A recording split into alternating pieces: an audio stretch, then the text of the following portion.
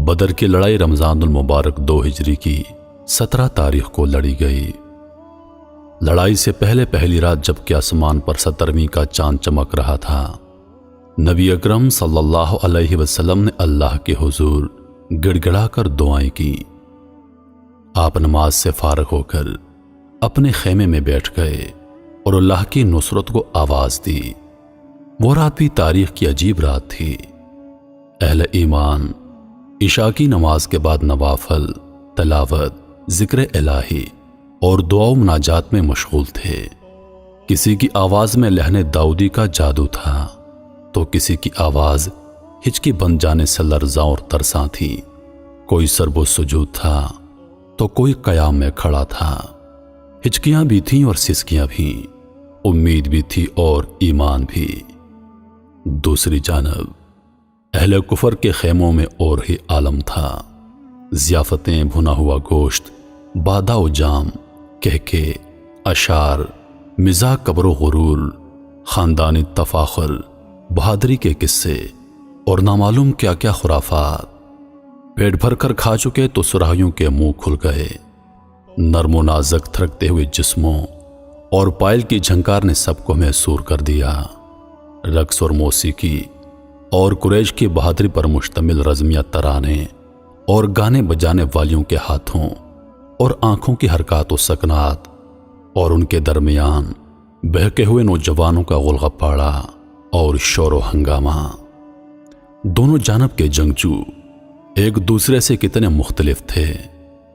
چشم فلک یہ سب دیکھ رہی تھی اور گوش ارض یہ سب سن رہا تھا۔ آسمان کی بلندیوں پر چاند مشرق سے مغرب کی جانب رواں دواں تھا۔ صحرا میں چاندنی پھیلی ہوئی تھی، منظر بے حد دلربا تھا۔ چاند سر پر آیا، رات کا آدھا حصہ بیت چکا تھا۔ اب ہر جانب ہو کا عالم تھا۔ جنوب میں قریش کے خیموں میں تھرکتے ہوئے جسم تھک کر سو گئے۔ جام کو گردش دینے والے خراٹے لے رہے تھے۔ قالینوں پر جگہ جگہ بادہ ساغر اوندے بڑے تھے۔ اونٹ کا بھنا ہوا گوشت اور انگور کی نفیس شراب، اپنی طاقت کا غرور اور قریش کی عظمت اور نخوت کا نشہ، ان سب چیزوں نے اہل خیمہ کو مدہوش کر رکھا تھا۔ دوسری جانب ذرا فاصلے پر شمال میں فاقہ مستوں کے خیموں میں بھی اور رات بھر دعائیں کرنے والے عابدین تھک ہار کر سو گئے۔ دعائیں مانگی گئی، آنسو بہائے گئے اور اللہ کی رحمت اور نصرت کی امید پر پہلو فرش پر ٹکا دیے گئے۔ اب ہو کا عالم تھا۔ نہ کسی پرندے کے پر مارنے کی آواز، نہ درندے کے دھاڑنے کی صدا، نہ کوئی پرندہ اس سکوت کو توڑنے کے لیے متحرک تھا۔ خیمے کے دروازے پر جان نثار رسول صلی اللہ علیہ وسلم صدیق اکبر کھڑے ہیں۔ خیمے کے اندر آفتاب رسالت جلوہ فرما ہیں۔ اس خاموشی میں بس ایک آواز ہے جو سنائی دے رہی ہے۔ یہ اس کائنات کے سب سے بڑے اور سب سے سچے انسان محمد الرسول اللہ صلی اللہ علیہ وسلم کی صدائے التجا ہے۔ خیمے کے اندر سے آسمانی چاند کی کرنیں اندر داخل ہو رہی ہیں اور زمینی چاند مہتاب نبوت کا منور چہرہ صاف نظر آ رہا ہے۔ آنسوؤں کی لڑیاں موتیوں کی صورت میں چہرہ مبارک پر جذب ہو رہی ہیں۔ کندھے سے چادر بار بار گر پڑتی ہے، ہچکی بن گئی ہے۔ ایسے میں سب سو جائیں تو سو جائیں، مگر ابو بکر کو نیند کیسے آ سکتی ہے؟ وہ رات بھر سے کھڑے ہیں، چادر بار بار اٹھا کر شانہ مبارک پر رکھتے ہیں۔ نبی کریم صلی اللہ علیہ وسلم کی کیفیت کو دیکھ کر ابو بکر کا کلیجہ منہ کو آنے لگا اور عرض کیا، حسبکا یا نبی اللہ۔ این اسی لمحے سرور دو عالم صلی اللہ علیہ وسلم نے سر اٹھایا اور فرمایا، اے ابو بکر، خوشخبری سن لو۔ جبریل آئے کھڑے تھے، فرشتوں کی جماعت صفا بستہ حاضر تھی، وعدہ ربانی پورا ہو گیا تھا، دعائیں قبول ہو چکی تھیں۔ نبی کریم صلی اللہ علیہ وسلم کی دعاؤں کا تفصیلی ذکر حدیث کی کتابوں میں ملتا ہے۔ جب آپ دعا کر رہے تھے تو آنکھوں سے آنسو مسلسل بہہ رہے تھے۔ چادر کندھے سے بار بار نیچے گر جاتی۔ آپ نے اللہ تعالیٰ سے یوں دعا مانگی، اے اللہ، یہ قریش کے لوگ ہیں، اپنے تکبر اور غرور کے ساتھ آئے ہیں تاکہ تیرے رسول صلی اللہ علیہ وسلم کو جھوٹا ثابت کر دیں۔ اللہ، جس مدد کا تو نے مجھ سے وعدہ کیا تھا اب وہ آ جائے۔ اے اللہ، اگر یہ مٹھی بھر جماعت آج ہلاک ہو گئی تو قیامت تک تیرا نام لینے والا کوئی نہ ہوگا۔ اے اللہ، کل ان کفار کا کام تمام کر دے۔ ایک روایت میں ہے کہ آپ صلی اللہ علیہ وسلم نے اللہ پاک سے یوں دعا کی، اے اللہ، اس امت کا فرعون ابو جہل بچ کر نہ جائے۔ کچھ دوسرے سرداروں کے نام بھی ملتے ہیں جن کے قتل کی آپ صلی اللہ علیہ وسلم نے دعا مانگی تھی، ان میں سے ایک بھی بچ کر نہ جا سکا۔ نبی کریم صلی اللہ علیہ وسلم کی دعاؤں کے مجموعے حدیث کی مستند کتابوں میں ملتے ہیں۔ نبی کریم صلی اللہ علیہ وسلم کی دعائیں نہایت جامع، پرتاثیر اور اللہ کی رحمت کو جوش دلانے والی ہیں، مگر غزوہ بدر کی دعا کا رنگ ہی دوسرا ہے۔ اس موقع پر اجر و انکسار کا جو مجموعہ نظر آتا ہے وہ بھی اپنی مثال آپ ہے، مگر اس کے ساتھ ایک عجیب قسم کا احساس ہوتا ہے کہ آپ کو اپنے اللہ پر کس قدر مان ہے، اور کیوں نہ ہو، اپنا سب کچھ اس کے سامنے ڈھیر کر دیا تھا۔ اس کی رضا مطلوب تھی، اس کے کلمے کو سر بلند کرنا تھا، اس کے دین کو تمام دنیا پر غلبہ عطا کرنا تھا۔ یہ مٹھی بھر جماعت کے الفاظ خاص طور پر قابل غور ہیں۔ قریش کی نخوت طاقت کا تذکرہ بھی دعا میں ملتا ہے، اور اپنے ساتھیوں کی بے چارگی اور بے سر و سامانی کے اشارات بھی ملتے ہیں۔ نبی کریم صلی اللہ علیہ وسلم کا کل سرمایہ وہی تھا جو اپنے میدان میں لا کر پیش کر دیا تھا۔ یہ 313 نفوس کی پونجی تھی۔ آپ نے اپنے دامن میں جو ہیرے اور موتی جمع کیے تھے وہ سب یہی تھے۔ یہ تو جذبہ شہادت سے سرشار تھے، جان قربان کر دیتے، مگر ان کی شکست کا مطلب یہ تھا کہ اللہ کی عبادت کرنے والا زمین پر دوسرا کوئی نہ رہتا۔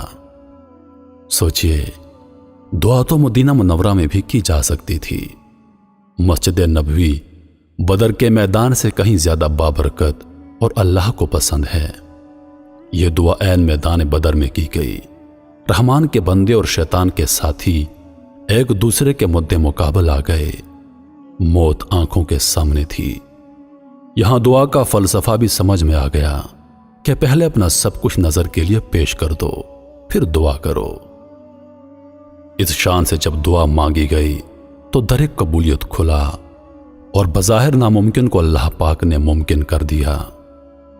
جنگ کے دن نبی کریم صلی اللہ علیہ وسلم نے صحابہ کرام سے خطاب فرمایا، نہایت پر اثر اور جامع، مختصر اور دل نشین، جنت کی وسعتوں کا تذکرہ اور اس کی غیر فانی نعمتوں کا بیان، صف بندی بھی کی، اور جنگ کے دوران حکمت عملی اختیار کرنے کے لیے ہدایات بھی دی۔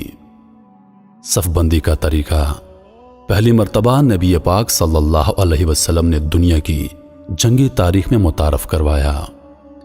اس کے بعد سے لے کر آج تک یہ مختلف انداز کے ساتھ جنگی حکمت عملی میں جنگوں میں رائج چلا آ رہا ہے۔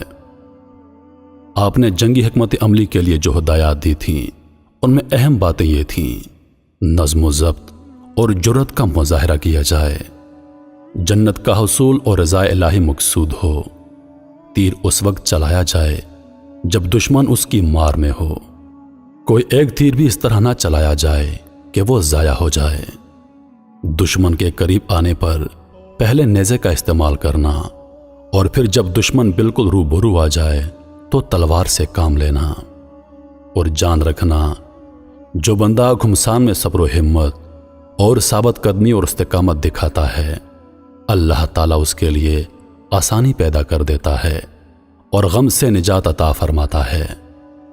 اسلحے اور تعداد کی کمی کے پیش نظر نبی کریم صلی اللہ علیہ وسلم کی یہ ہدایات نہایت مفید، جامع اور بہترین حکمت عملی کا حسین مرقع ہیں۔ یہ بات پیش نظر رہنی چاہیے کہ نبی کریم صلی اللہ علیہ وسلم نے اپنے خیمے کو بطور آپریشن روم یا کمانڈ پوسٹ کے استعمال کیا، مگر کچھ لوگ یہ خیال کرتے ہیں کہ آپ عملاً میدان جنگ میں نہیں آئے۔ یہ بات درست نہیں۔ آپ صلی اللہ علیہ وسلم دشمن سے لڑائی کے وقت میدان جنگ میں موجود تھے۔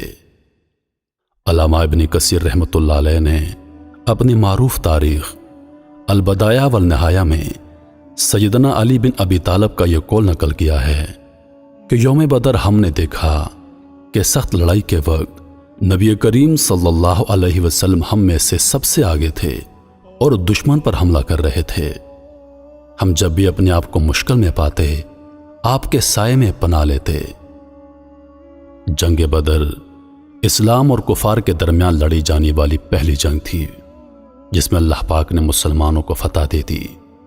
اس جنگ میں مسلمانوں کی تعداد 313 تھی اور کفار کی تعداد 1000 جنگجوؤں پر مشتمل تھی، جن کے پاس بہترین گھوڑے، بہترین تلواریں، بہترین ہتھیار اور عرب کے جانے مانے جنگجو شامل تھے۔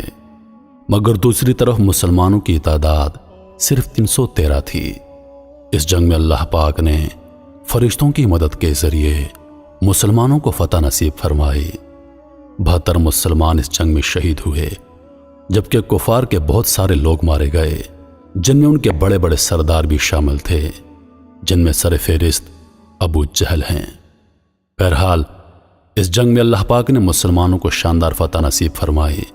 کفر اور اسلام کے درمیان لڑی جانے والی یہ پہلی جنگ تھی جس کا ذکر تاریخ میں ہمیشہ یاد رکھا جائے گا۔